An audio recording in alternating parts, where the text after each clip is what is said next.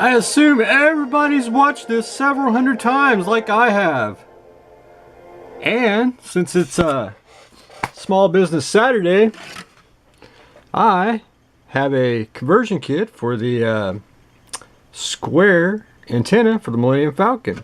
This will fit the Revell kit, the NPC kit, and basically all the pretty standard size.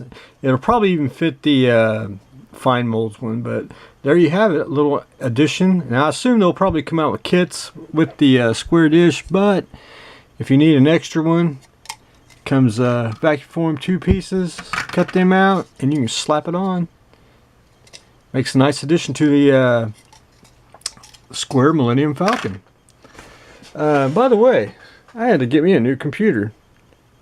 Mr. Laptop finally just went, couldn't take it anymore, so I had to buy me a new one, and so far very pleased. Everything working accordingly, especially the YouTube stuff. But on to the models, and actually I've been sacking vacuum form kits up the last today and yesterday. It's just been crazy for Christmas gifts, I assume. But anyway, the D7.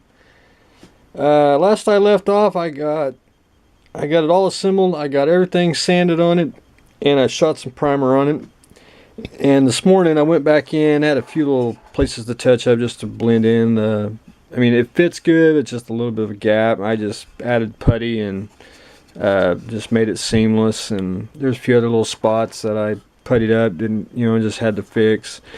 And when I shoot primer, I only shoot it where I sand. I never shoot the whole model until I'm ready to paint the entire model. And as you can see, it's primed, ready to go. And there's the base coats for the D7 that I'm going to tackle, hopefully later today or maybe tomorrow. Just depends on time and everything else. The Enterprise. Now, if you notice, I got them both on stands. I was emailed last night to go ahead and use the NX stand to finish out the Constitution Enterprise. However, if you notice, the stand is taller, which is no big deal. I mean, just looks cool. It's, different perspectives and height and everything. But Rod, if you want to change these, when I get some more of these, you can swap them out to a lower one, and you can actually take this, put it with a helicopter, plane, whichever one I've done. So no big deal there. And for the record, you'll have to glue it where you want it, but it's in good shape. So I'm basically almost done with the D7, just painting, and I'll probably show everyone tomorrow if about how I paint it and what it looks like. The Enterprise, again, this morning went in and just had to go in and touch up a few little areas that and then the cells. You can notice back here I got that smooth and built up, and all around the saucer. So, and I'm going to put one more coat of primer on, and I'll let that sit overnight, and then I'm ready to put on the JN Gray base color. And that'll be a couple coats, and that's just basically all I've got on that.